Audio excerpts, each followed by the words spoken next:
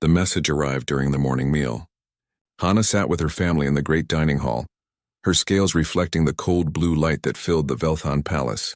She was picking at her food when the royal messenger approached her mother, the Empress. Hana watched her mother's face remain perfectly still as she read the document.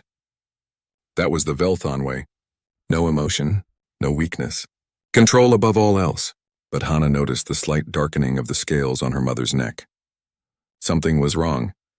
Hana, her mother said, her voice carrying across the silent hall. Come here. Hana rose from her seat, her movements careful and measured. Every step was watched by the males in the room. Her father, her brothers, the nobles and advisors who filled the palace. In Velthan society, females were always watched, always judged, always controlled. She knelt before her mother's throne, keeping her eyes down. This was proper. This was expected. You are to be married, her mother announced. The alliance with the humans requires a union between our families. You will wed Lieutenant Commander Deho of Earth in 30 solar cycles. Hana's scales turned pale. She could not stop the biological response, though she tried. Fear flooded through her body. A human. They wanted her to marry a human. Mother, please, she whispered, forgetting herself. Around the hall she heard the sharp intake of breath. Females did not question. Females did not plead. Her mother's eyes grew cold. It is decided. You will bring honor to our house. Hana returned to her chambers in a daze. Her sister Mion was waiting there, her scales also pale with worry. I heard, Mion said softly, closing the door. I am so sorry, sister. Hana collapsed onto her sleeping platform.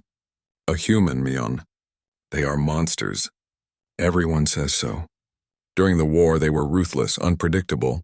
They fight with passion instead of logic. They are dangerous. Mion sat beside her, though touching was not common among their people. I have heard the same stories. They say humans are savage, that they cannot control their emotions, that their males are violent and possessive. Our males are violent and possessive, Hana said quietly. Both sisters knew this truth. They had grown up watching their father dominate their mother. They had seen their older sister's husband strike her in public for speaking out of turn. This was normal in Velthan culture. Males ruled, females obeyed. At least our males follow rules, Mion said. Humans have no such structure. Who knows what he might do to you? Hana felt her scales grow even paler. She remembered the stories from the war.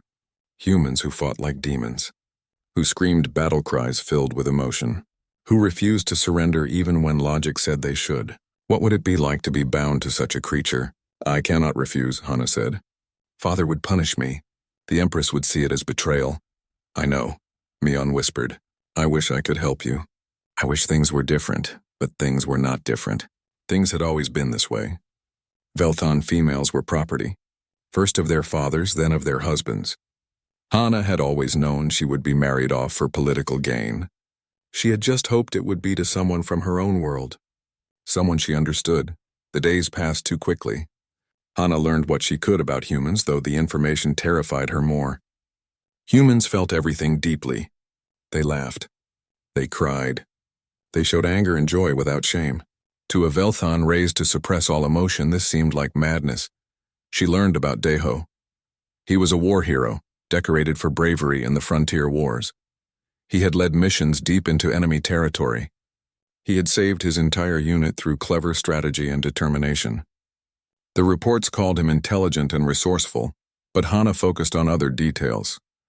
He had killed many enemies. He had fought in brutal combat. He was a warrior. What did warriors do to their wives?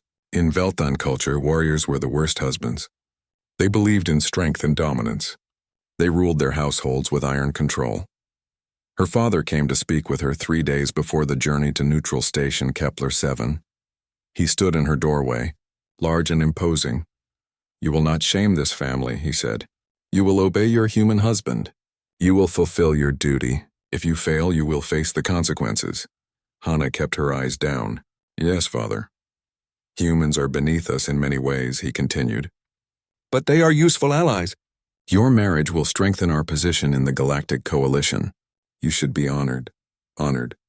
Hana felt nothing like honor. She felt like a piece in a game she did not understand. The journey to the station was long. Hana traveled with a small group of Velthan diplomats and guards. She spent most of the time in her cabin, trying to prepare herself mentally. She practiced keeping her scales the proper neutral gray. She rehearsed the words she would say. She built walls around her fear. When they arrived at neutral station Kepler 7, Hana's heart was beating too fast. The station was massive, a marvel of engineering where dozens of species met for diplomacy and trade. She had never left her home world before. Everything felt strange and overwhelming. Ambassador Thalrix led her through the busy corridors. Beings of all shapes and sizes passed them. She saw humans for the first time.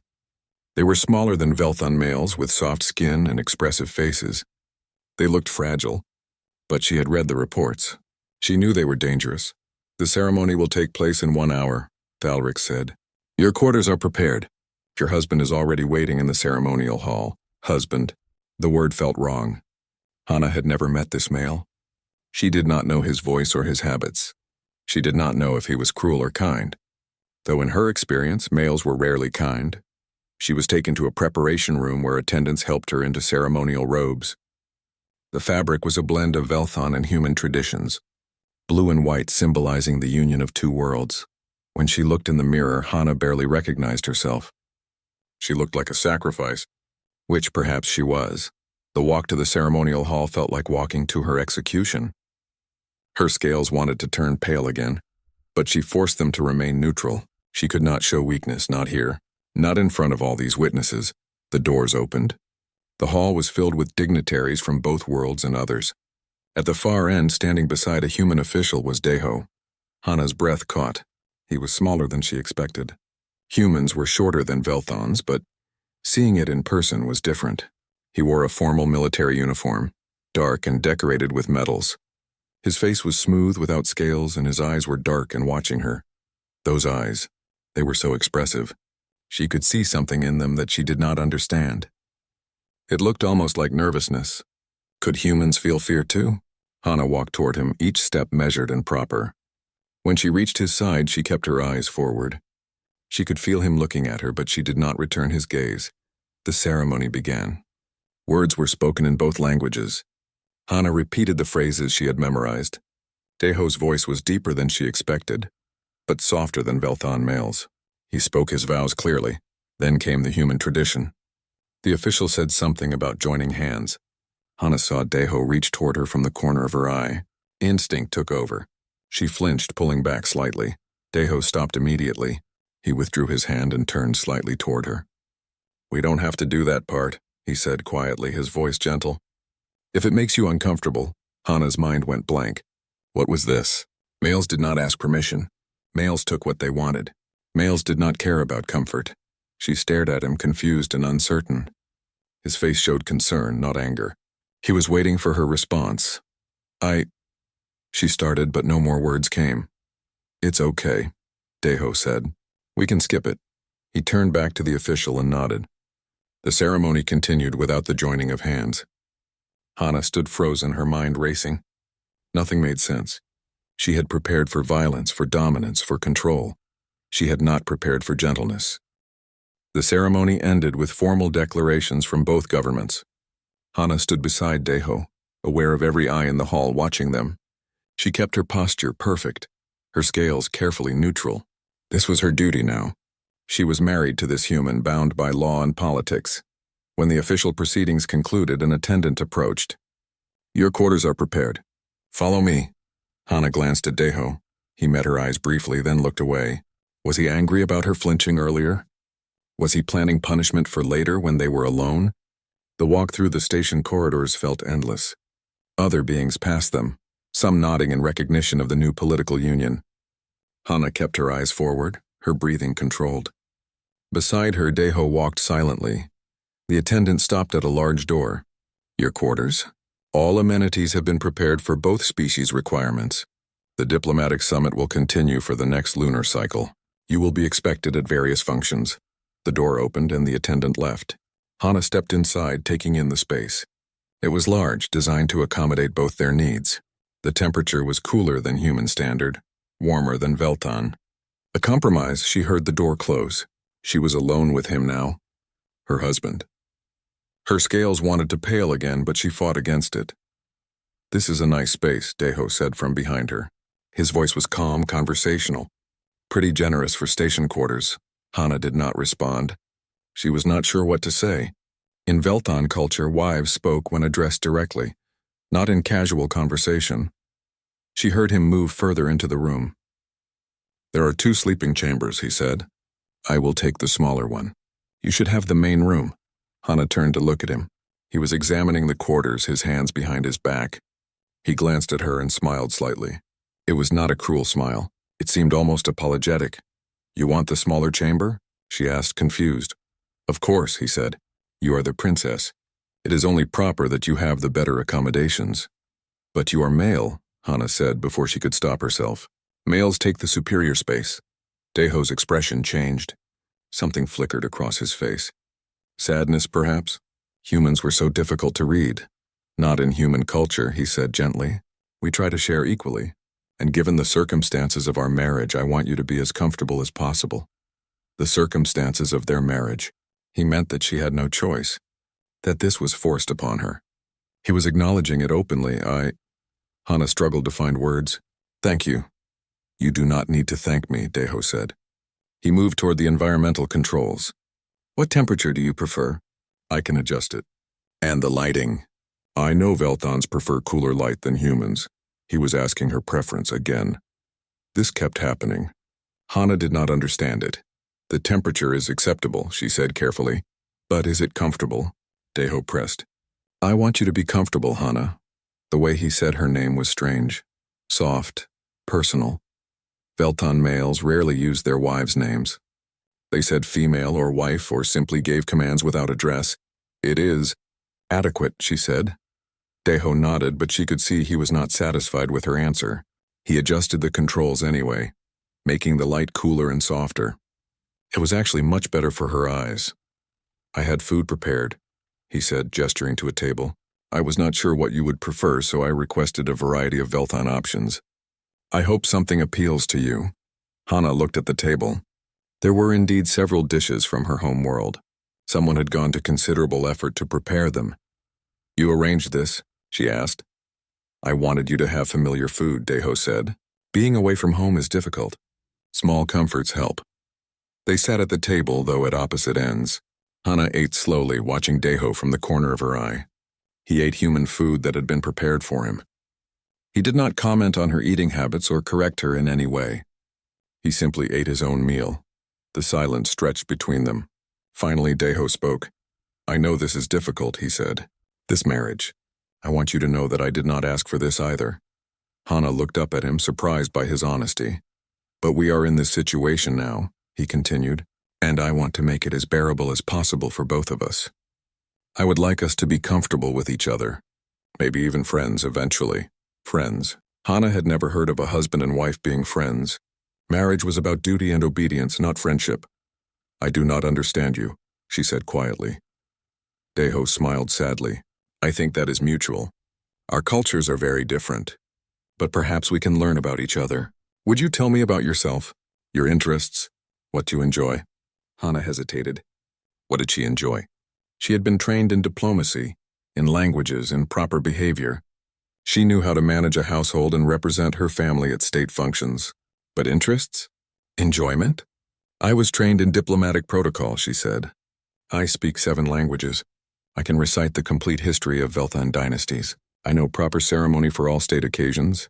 "Those are impressive skills," Deho said. "But what do you do for yourself? What makes you happy?" Happy, another strange concept. Velthons did not pursue happiness. They pursued duty and honor. Sometimes I look at the stars," she admitted, "from my chamber window at home. I learned the names of all the constellations." Deho's face brightened. "You enjoy astronomy?" "I do not know if enjoy is the correct word," Hana said. "But I find the stars peaceful, constant, predictable." "I understand that," Deho said. "I grew up on a farm on Earth. I used to look at the stars and wonder about other worlds. Now I travel among them. It still amazes me." He started talking about Earth, about seasons and weather, about rain, which Hana had only read about his grandmother's garden where she grew vegetables and flowers. His voice was warm when he spoke of his home. He clearly loved it. Hana listened, fascinated despite herself.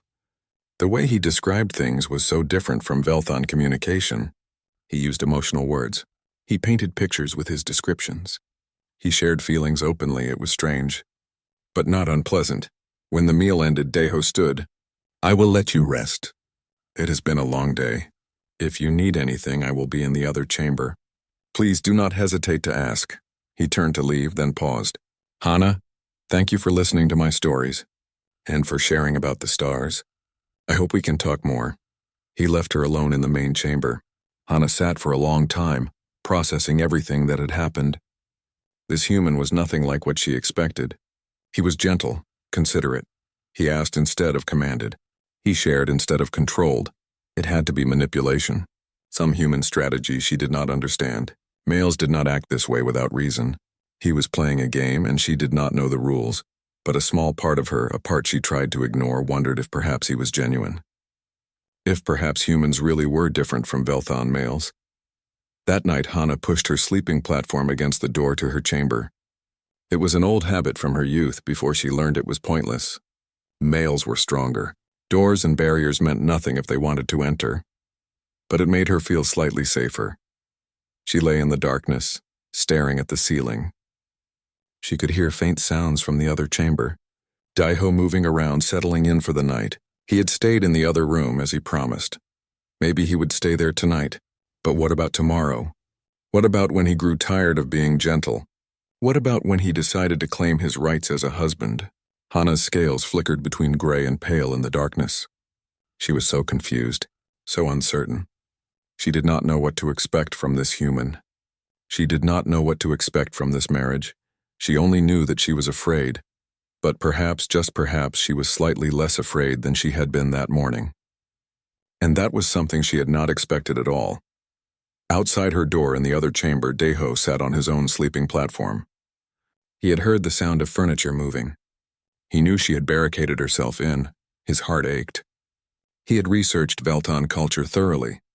He understood why she was afraid. The reports of how their society treated females had horrified him. He had accepted this marriage for one reason only: to prevent her from being given to someone who would hurt her. But now, seeing her fear up close, he wondered if he had made the right choice. She was terrified of him. She flinched at his touch. She expected violence and control. How could he show her that he was different? How could he prove that he wanted to protect her, not possess her? It would take time, patience. He would need to earn her trust slowly. He would need to show her through actions that he was nothing like the male she knew.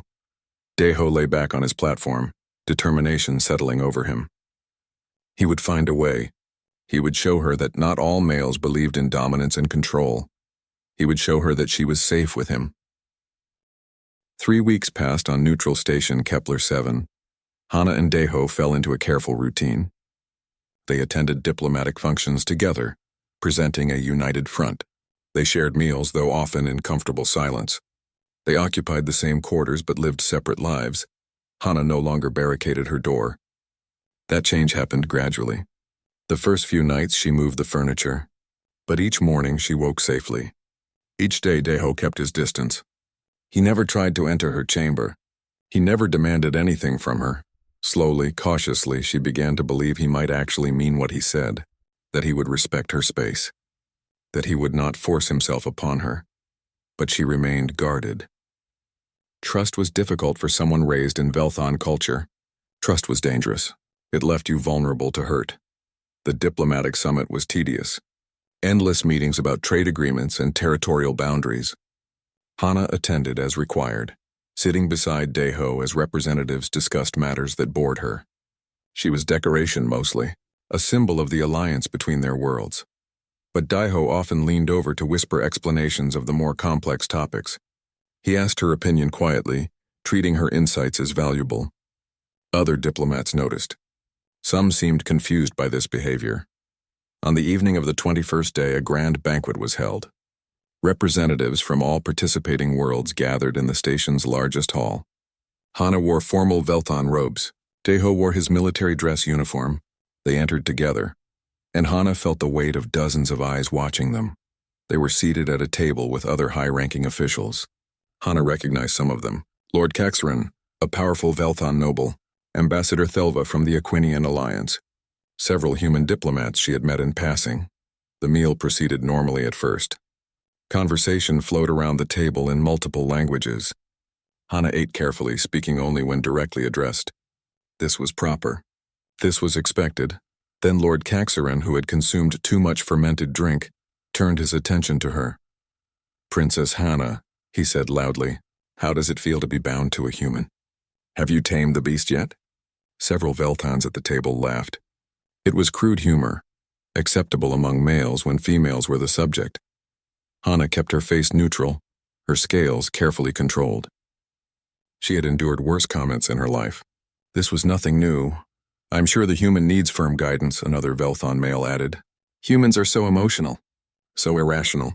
They require strict control." More laughter.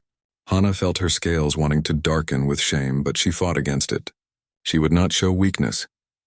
"Perhaps you should demonstrate proper discipline," Lord Caxaran continued. "Show your human husband how we manage our females. Set an example." The table went quiet.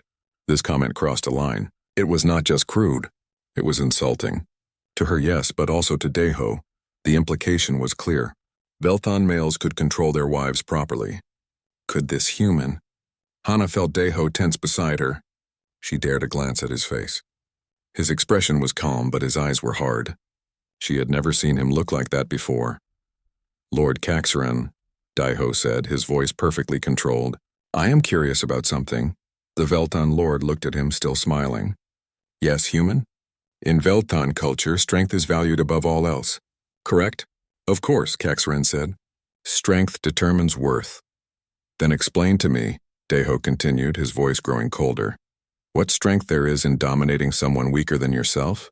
What courage does it take to control someone who cannot fight back? What honor is there in that?" The smile faded from Caxaran's face. Around the table, others had gone silent. They were all listening now. "You mistake strength for cruelty," Deho said.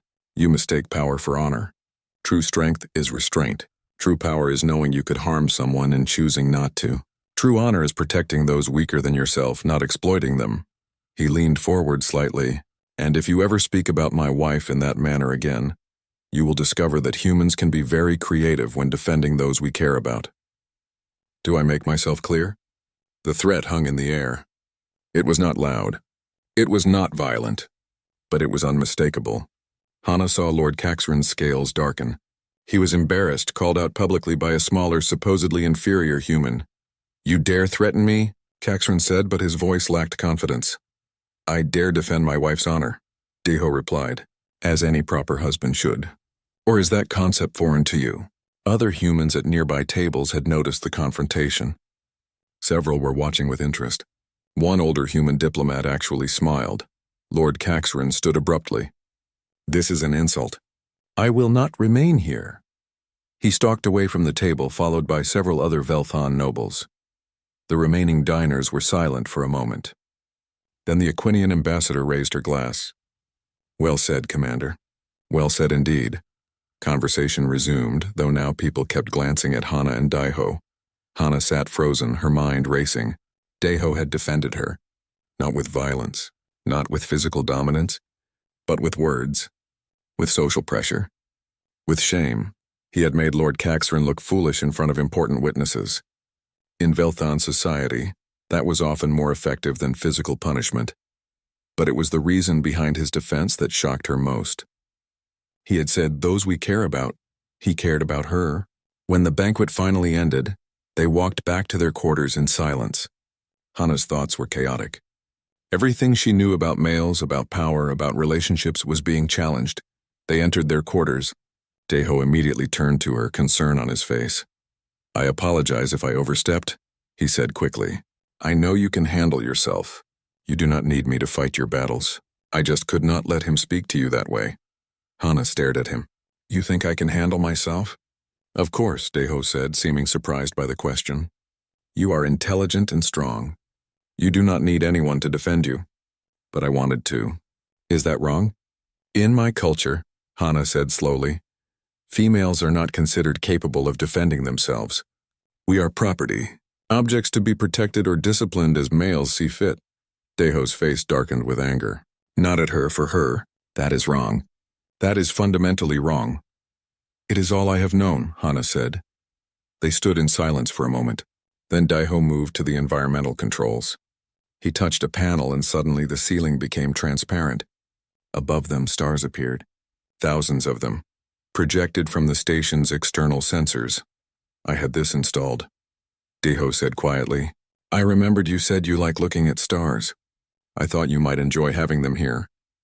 Hana looked up at the display. It was beautiful, breathtaking. She could see nebulas and distant galaxies. The view shifted slowly, showing different parts of space. There, Daiho said, pointing. That is the direction of Earth, and there is the Velthon homeworld. We are between them now, between our two worlds. Hana felt something crack inside her chest, a wall she had built so carefully. This gesture, this gift, was thoughtful, personal. He had listened to her mention stars once and had created this for her. Why? She asked, her voice barely a whisper. Why what? Daiho asked. Why do you show me such kindness? Why do you defend me? Why do you give me gifts and ask my preferences? What do you want from me? Daiho looked at her and his expression was open, honest. I want you to be happy. I want you to feel safe. I want you to know that you have worth beyond your title or your political value. You are a person, Hana. You deserve to be treated like one. But I am female, Hana said, testing him. So? Daiho replied. On Earth, we realized a long time ago that gender does not determine worth. Some of our greatest leaders are female. My grandmother runs our family farm and everyone respects her authority. My commanding officer during the war was a woman. She was the smartest, bravest person I ever knew. Hana struggled to process this. A female military commander? A female in authority? It seemed impossible. In human culture, Daiho continued, we believe that feeling emotion is not weakness, that asking for help is not failure. That power should be used to protect, not to control. We are not perfect. We still struggle with these ideas sometimes. But we try. We believe it makes us stronger, not weaker. He looked up at the stars above them. I accepted this marriage for one reason, Hana. I saw the reports about your society. I knew what happened to Velthon females in marriage. I thought if I could prevent you from being given to someone who would hurt you, then the political sacrifice would be worth it. Hana's scales flickered through several colors. Shock, confusion, something else she could not name. You married me to protect me? She asked. Yes, Daiho said simply. I know that does not make the situation right. You still had no choice. I am sorry for that. But I hoped I could at least make sure you were not harmed. Hana did not know what to say. Her entire understanding of males, of power, of relationships was crumbling. This human confused her, challenged her, made her question everything she had been taught. I do not understand you, she said again. That is okay, Daiho said gently. We have time. We can learn about each other slowly. That night, Hana lay in her chamber staring up at the stars Daiho had given her. Her door was not barricaded. For the first time in her life, she was alone with a male who had power over her, and she was not afraid. She was confused, uncertain, off balance, but not afraid. And that was perhaps the most terrifying realization of all, because if Daiho was genuine, if his kindness was real, then everything sheared the alarm woke Hana from deep sleep. It was a harsh wailing sound that filled their quarters. Emergency lighting flashed red. She sat up, confused and disoriented. The door to her chamber opened. Daiho stood there, already dressed. We need to go now, the station is under attack. Hana moved quickly, grabbing her emergency pack as she had been trained. In the corridor outside, other residents were evacuating. She could hear weapon fire in the distance, screams, the sounds of chaos. This way, Daiho said, leading her toward the nearest emergency shelter. His hand was on his weapon, his eyes constantly scanning for threats. They were halfway there when the corridor ahead exploded. The blast threw Hana backward. She hit the wall hard, her head ringing. Pain shot through her side. Through blurred vision, she saw figures moving through the smoke. Pirates. They were wearing mismatched armor and carrying weapons. One of them saw her and smiled. Then Daiho was there, moving between her and the pirates. He fired his weapon with precision. The pirates scattered, seeking cover. Daiho grabbed Hana and pulled her back the way they had come. Can you run? He asked urgently. Hana tried. Her side screamed with pain. Something was broken. Her scales were pale with shock and fear. I cannot, she gasped. Daiho did not hesitate. He holstered his weapon and lifted her into his arms. Hana wanted to protest. She was heavy. Velthans were larger than humans. He could not carry her, but he did. He carried her like she weighed nothing, running through the corridors as alarms blared and weapon fire echoed around them. Hana clutched his uniform, feeling every jar and impact. The pain in her side was intense. They reached an alternate shelter. Deho set her down gently just inside the entrance, then turned back to help others still in the corridor. Hana watched him pull a young Aquinian to safety, then an elderly human couple. He moved with quick efficiency, always returning to check on her between rescues. Station security finally arrived and pushed the pirates back. The attack was over almost as quickly as it began, but the damage was done. Several people were injured. Some were dead. Hana tried to stand and nearly collapsed. The pain was overwhelming now that the immediate danger had passed. She felt Deho's arms catch her again. "Medical bay," he said firmly. "You are hurt." "I can walk," Hana protested weakly. "I know you can," Deho said. "But you do not have to. Let me help you." He carried her through the damaged station to the medical bay. It was crowded with injured people. Medical staff moved between patients, treating the most serious cases first. A human doctor approached them. "Set her down here," she said, indicating a bed. Deho lowered Hana carefully. "I will wait outside," Deho said.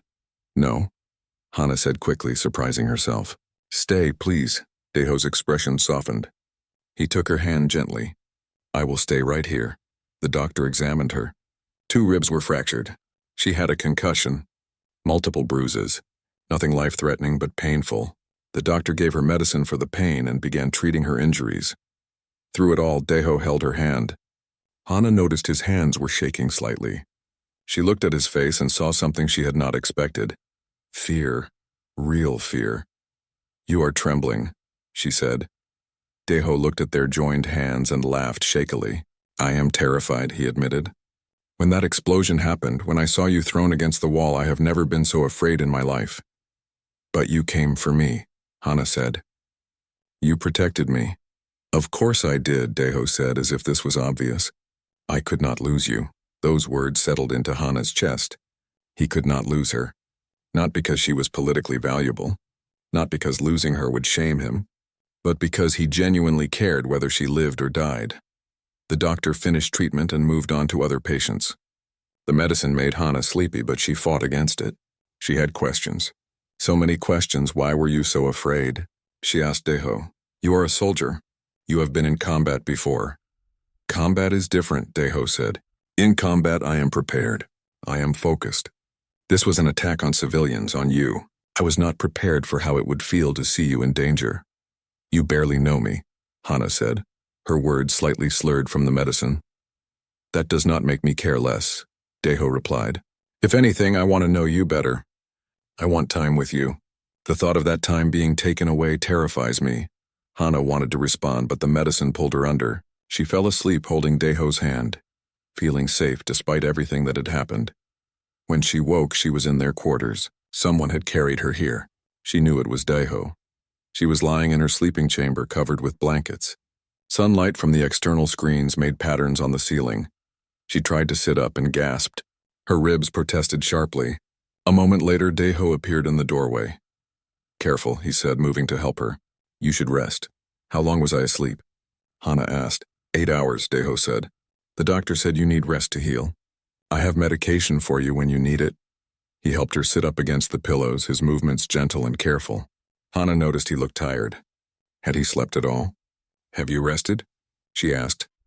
"I am fine," Deho said. "I wanted to be here when you woke." Over the next few days, Hana's injuries forced her to accept Deho's help. She could not dress herself easily. Walking was painful.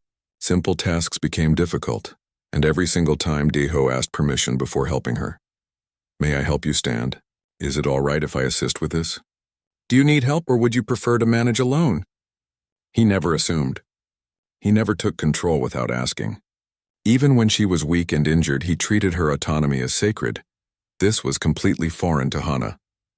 In Velthan culture, weakness meant loss of control. When females were ill or injured, males simply took over. Decisions were made for them. Bodies were handled without consent. This was considered proper care. But Daeho's care was different. He supported without smothering. He helped without controlling. He remained patient even when Hana struggled with tasks that should have been simple. One evening, as he helped her walk to the bathing chamber, Hana asked the question that had been bothering her. "Why do you always ask permission?" Daeho looked thoughtful. "Your body is yours," he said simply. "I have no right to touch you without your permission. Asking is the minimum respect I can show you." "But I'm weak right now," Hana said. "You could simply do things for me." "Being injured does not make you less of a person," Daeho said firmly. "It does not give me the right to make decisions for you. You still have autonomy. You still have the right to choose." Hana absorbed this. In her culture, autonomy was a privilege granted by males. It could be taken away at any time. But Daeho spoke of it as an inherent right, something that existed regardless of circumstance. The diplomatic summit was cancelled after the attack. Delegates were sent home for security reasons. Hana and Daeho were scheduled to travel to Earth. The human government wanted to host the new couple to show off the alliance. Hana was nervous about going to Daeho's home world. But she was also curious. She wanted to see this place that created someone like him. The journey would take several days. The ship was comfortable, designed for long-distance travel. Hana spent most of the trip resting, healing. Daeho kept her company when she wanted it, and gave her space when she needed solitude. He also started physical therapy with her. The doctor had provided exercises to help her ribs heal properly. Each day, Daeho guided her through the movements, encouraging but never pushing. "You are doing well," he said as she completed a difficult stretch. "Better each day." Hana felt pride at his words. She had never felt pride in her own physical accomplishment before. Velthan females were not praised for strength or ability. They were judged on obedience and beauty. One night, Hana woke from a nightmare. The explosion. The pirates. The feeling of being thrown through the air. She sat up gasping, her scales pale with remembered fear. She heard movement from the other chamber. A moment later, Daeho appeared in her doorway. "Are you all right?" he asked softly. "I heard you cry out." "Bad dream," Hana managed to say. "The attack. May I come in?" Daeho asked. Hana nodded. He entered and sat on the edge of her sleeping platform, maintaining a respectful distance. "It is normal to have nightmares after trauma," he said gently. "I still have them sometimes from the war. They will fade with time." "You have nightmares?" Hana asked, surprised. "Many nights," Daeho admitted. "Fear does not make you weak, Hana. It makes you alive. It means you understand danger and value safety." Hana found herself moving closer to him. Without thinking, she leaned against his shoulder. Daeho went very still. "Is this okay?" Hana asked, suddenly uncertain. "Yes," Daeho said softly. "This is very okay." He put his arm around her carefully, holding her gently. Hana felt something shift in her scales. They warmed, turning from pale fear to a soft gold. She did not know why it happened. It was involuntary, but Daeho saw it. She felt him tense slightly, then relax. Did he know what the color meant? Did he understand that gold scales meant trust? That her body was betraying her changing feelings? They sat like that for a long time. Hana felt safe in his arms. Protected but not controlled. Supported but not smothered. It was a feeling she had never experienced before. "Thank you," she whispered finally. "For what?" Daeho asked. For being patient, the ship descended through Earth's atmosphere, and Hana pressed herself against the viewport. She had seen images of the planet, but seeing it in person was different. Blue oceans, green land masses, white clouds swirling in patterns. It was beautiful. "There," Daeho said, pointing. "That is where we are going. My family's farm in what used to be called South Korea." Hana saw mountains and valleys, rivers cutting through green landscapes. As they descended further, she could see buildings and roads, but also vast areas of farmland and forest. "Your family lives far from cities?" she asked. "They prefer it," Daeho said. "My grandmother always said that working with the earth keeps you humble, reminds you what is important." They landed at a small transport station. A vehicle was waiting for them. Daeho loaded their belongings and helped Hana into the passenger seat. Her ribs were healing but still tender. The drive took them through countryside. Hana stared out the window, fascinated by everything. Trees swaying in wind. Birds flying overhead. A small animal darting across the road.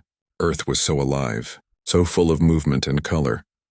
"It is raining," she said suddenly. watching water droplets hit the windscreen. Yes, Deho said, smiling. Does it bother you? No, Hana said. I have never seen rain before. We have weather control on my world. Rain is considered inefficient. We control some weather in cities, Deho said, but in rural areas we let nature do what it wants. My grandmother says rain is a blessing. It feeds the crops and cleans the air. They turned onto a smaller road, then a dirt path. Ahead, Hana saw a cluster of buildings. Fields surrounded them, planted with crops she could not identify. The vehicle stopped in front of the largest building. An older human woman emerged from the house. She was small, her hair gray, her face lined with age, but she moved with confidence and strength. She smiled when she saw Deho. Grandmother, Deho said, getting out and embracing her. The woman held him tightly, then pulled back to look at him. She said something in a language Hana did not know. Korean, she assumed. Deho responded in the same language. Then the woman turned to Hana. Her eyes were sharp, assessing. Hana felt suddenly self-conscious. She climbed out of the vehicle carefully, mindful of her injuries. You must be Hana, the woman said in perfect galactic common. I am Suhi. Welcome to our home. Hana bowed in the Velthan manner. Thank you for hosting me, honored elder. Suhi laughed. Honored elder. I like that. But you can call me grandmother like everyone else does. Come inside. You look tired from your journey. The house was warm and smelled of cooking food. Suhi led them to a common room where another woman was setting out dishes of food. She was younger, perhaps Deho's age, with sharp eyes and quick movements.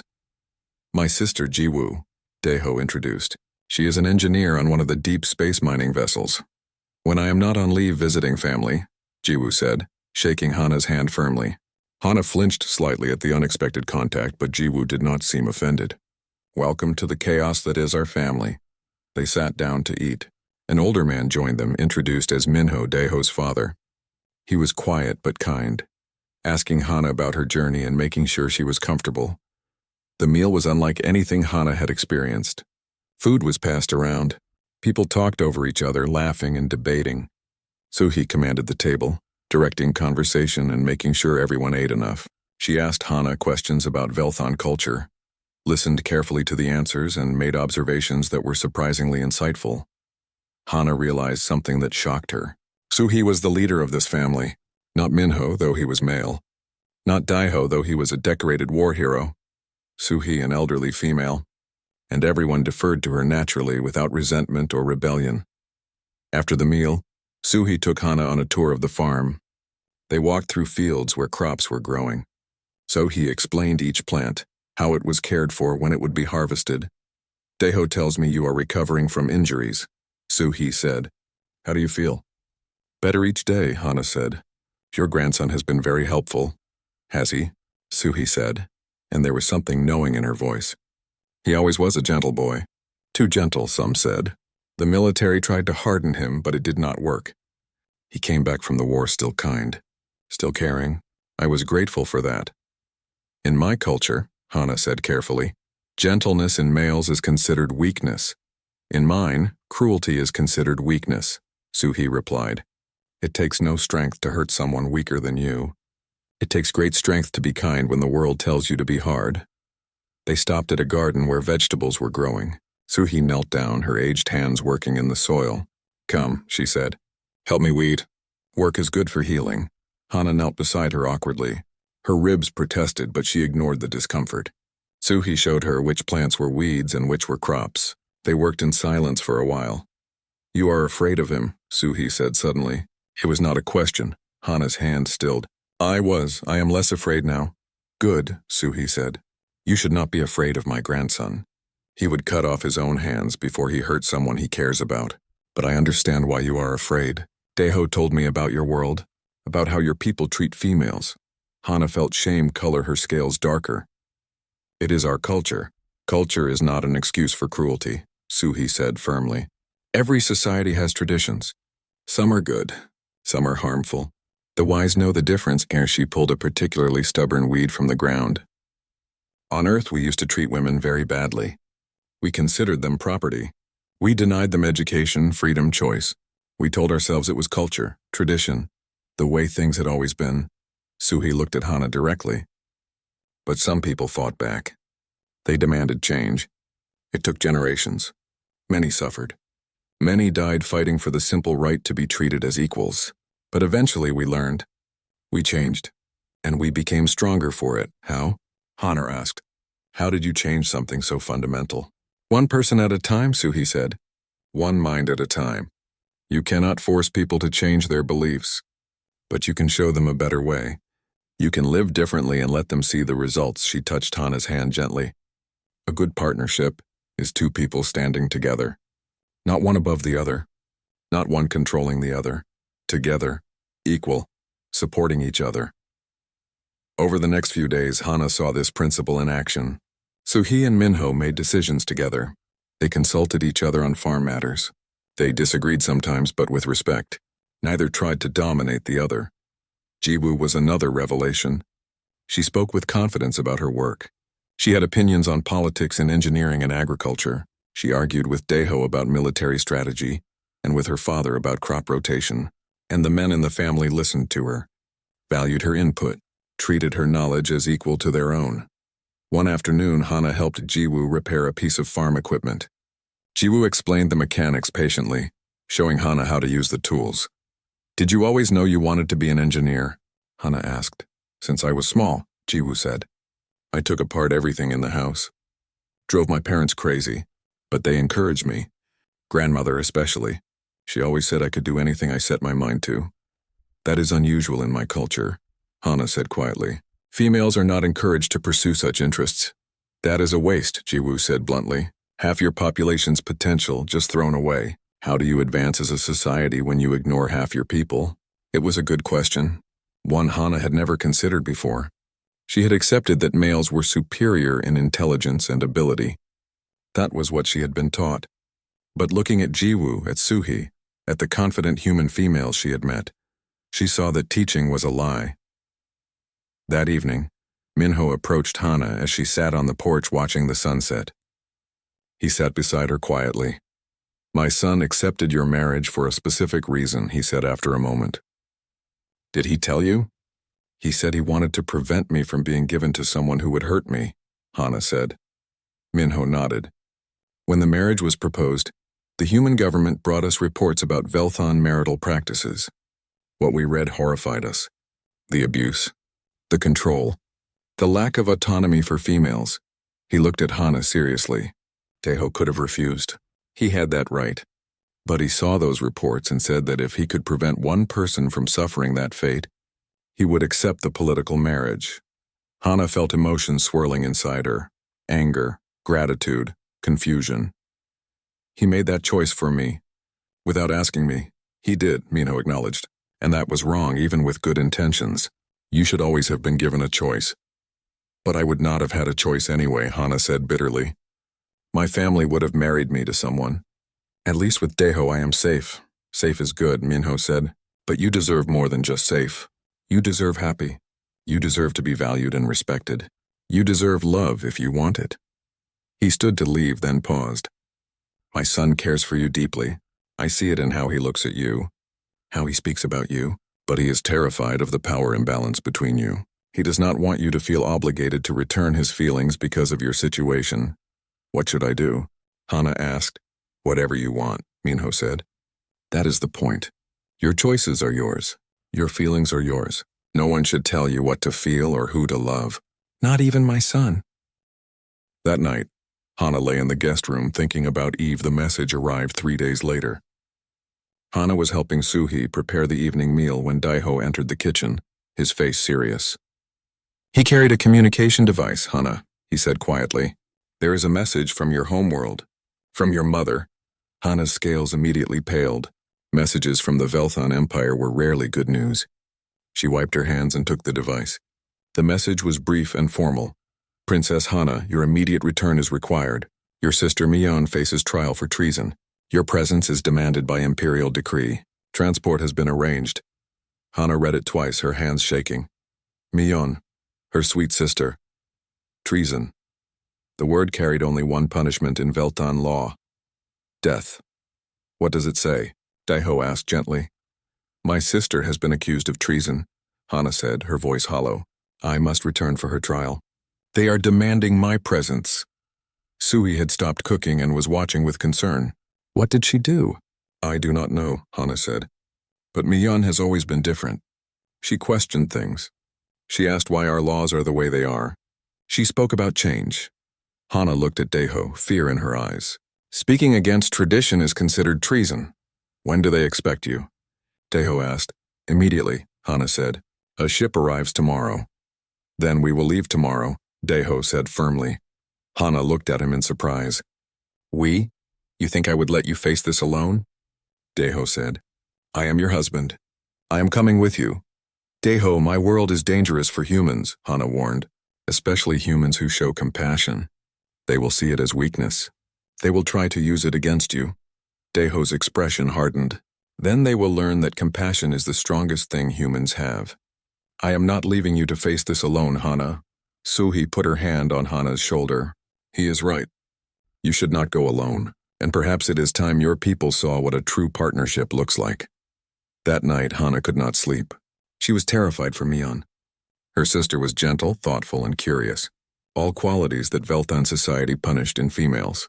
What had she said that was considered treasonous? What had she done? Deho found her sitting on the porch looking at the stars.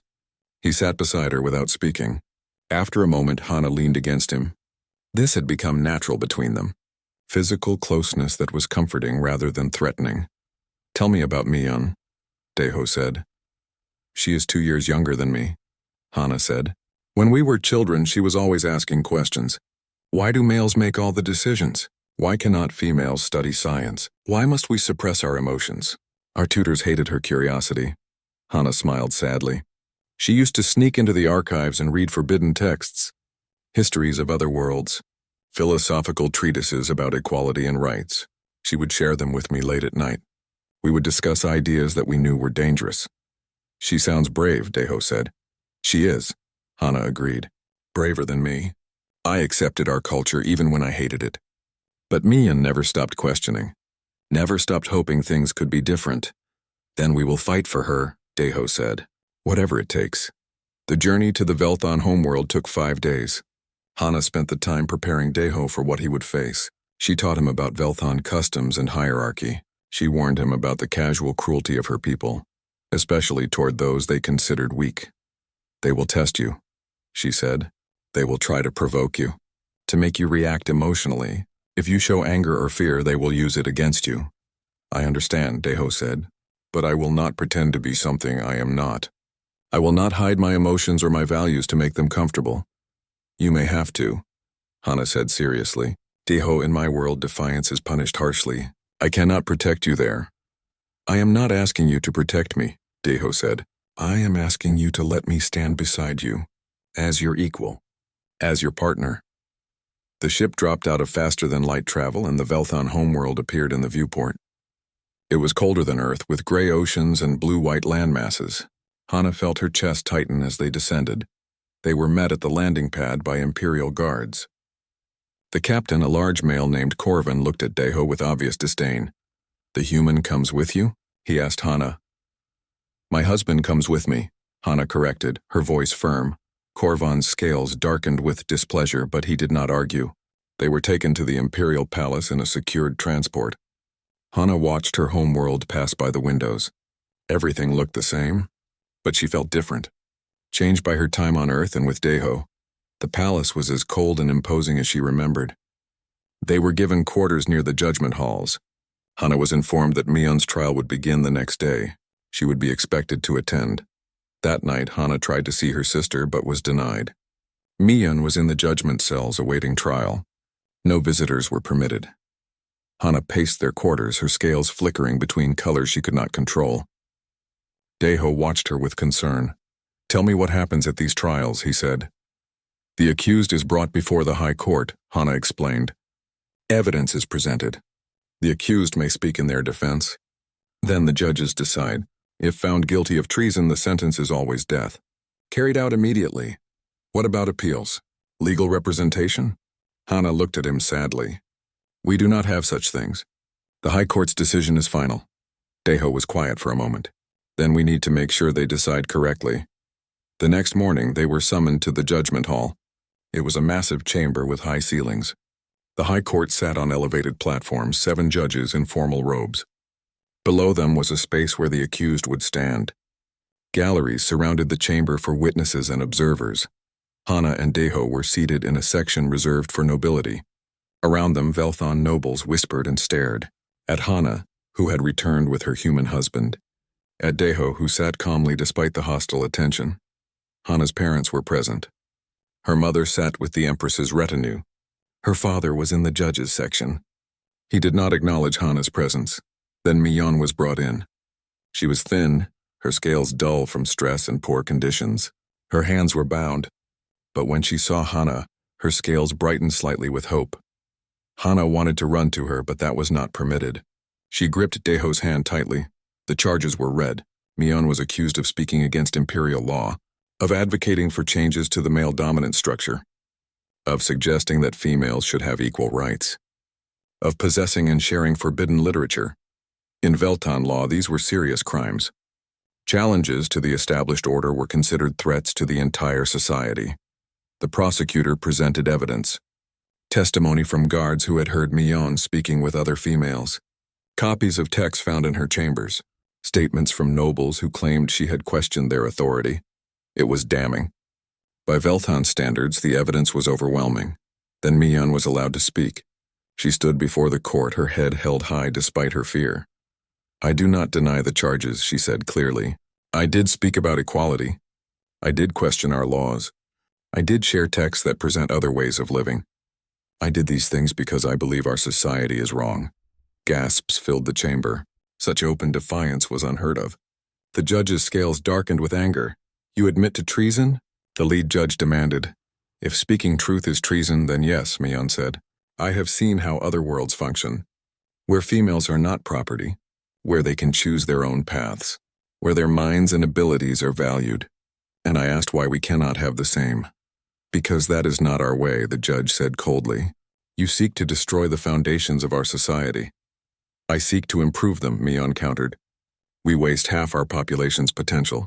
We suppress intelligence and creativity because they exist in female bodies.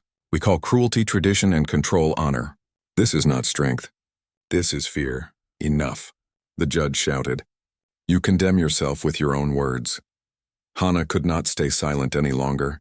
She stood, drawing attention to herself. "I wish to speak," she said loudly. The chamber went silent. Females did not speak in court without permission. It was forbidden. But Hana was a princess.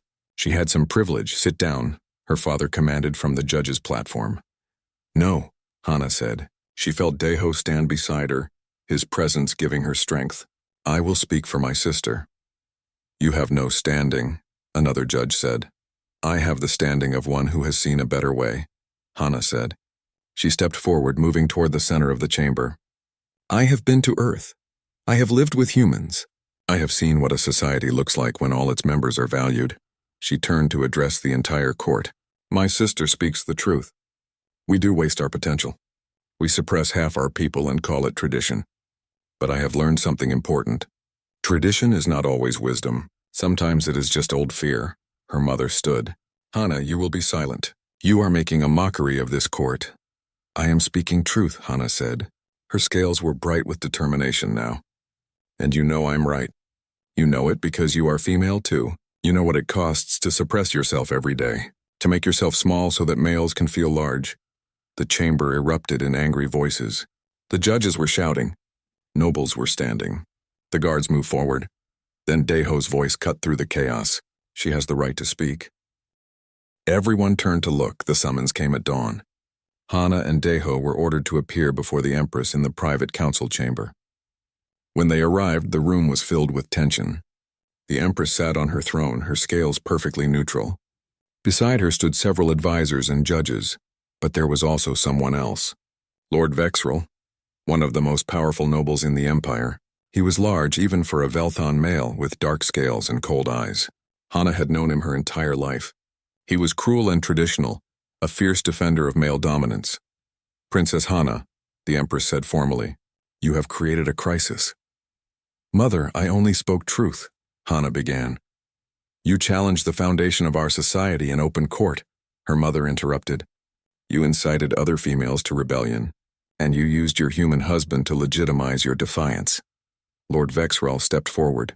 This is what happens when we allow alien influence into our culture. This human has corrupted our princess. He has poisoned her mind with weak human ideas about equality and emotion. Daiho remained calm, though Hana could feel the tension in him. I have shared my culture. Princess Hana formed her own conclusions. You have made her rebellious, Vexrel snarled. You have turned her against her own people. This cannot stand. The Empress raised her hand for silence. There is precedent for this situation. Lord Vexrel has invoked the right of challenge. According to our oldest laws, when a husband's influence is questioned, another male may challenge him to prove his worthiness. Hana's scales went pale with fear. No, you cannot. It is within the law, the Empress said. Lord Vexrel challenges Daiho to ritual combat. If Daiho wins, his authority over you is confirmed. His words in court will stand. If he loses, you will be bound to Vexrel instead, and your marriage to the human will be dissolved. This is barbaric, Hana said. This is our tradition, Vexrel said, and I will enjoy teaching this human the price of interference. Daiho looked at Hana, then at the Empress. I accept the challenge. Daiho, no, Hana said urgently. He is twice your size. He has trained his entire life for combat. You will be killed, perhaps, Daiho said calmly, but I will not let them silence you by default. If fighting is what I must do to stand beside you, then I will fight. The Empress nodded. The combat will take place tomorrow at sunset. There is one additional matter. Princess Hana, you will present your case for your sister before the full council at the same time. If you can convince them that our laws should change, Miyun will be freed.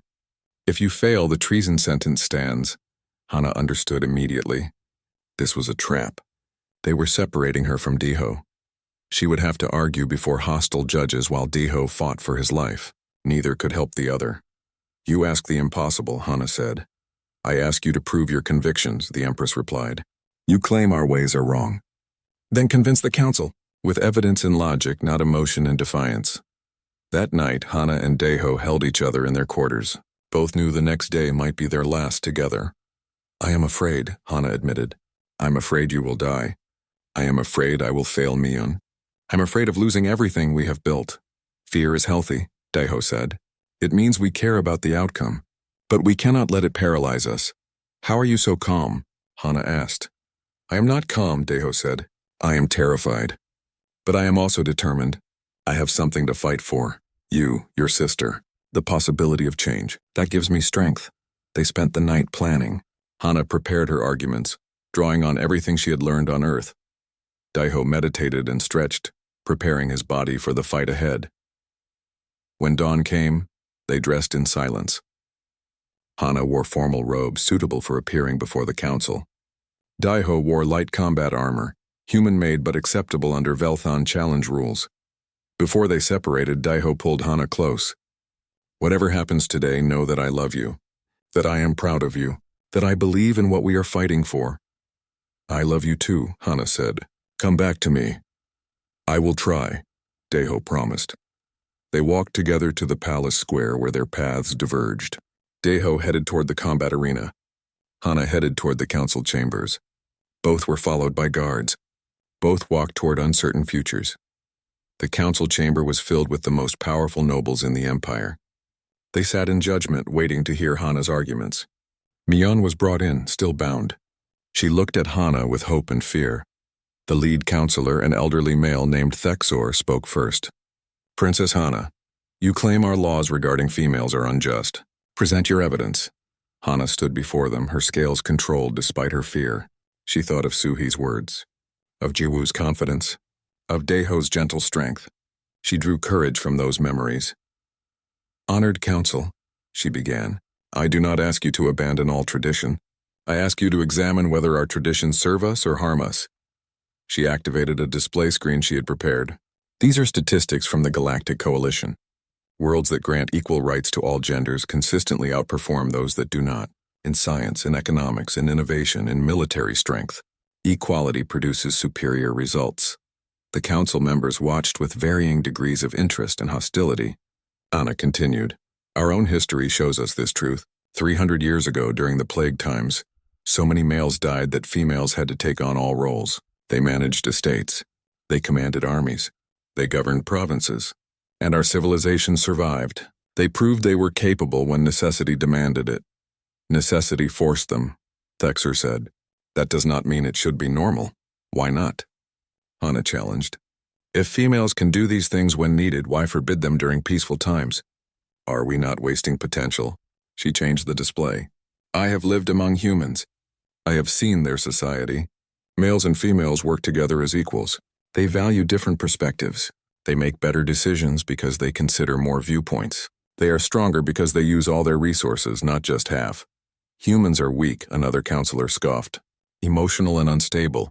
Humans defeated the Krethal invasion, Hana countered. They survived a war that destroyed 3 other civilizations. They did this not despite their emotions, but because of them. They fight with passion. They protect each other fiercely. They adapt quickly because they value diverse thinking. She looked at each council member in turn. We fear emotion because we believe it makes us weak. But suppressing emotion only makes us rigid, unable to change, unable to grow. Is that really strength? Across the palace, in the combat arena, Deho faced Lord Vexral.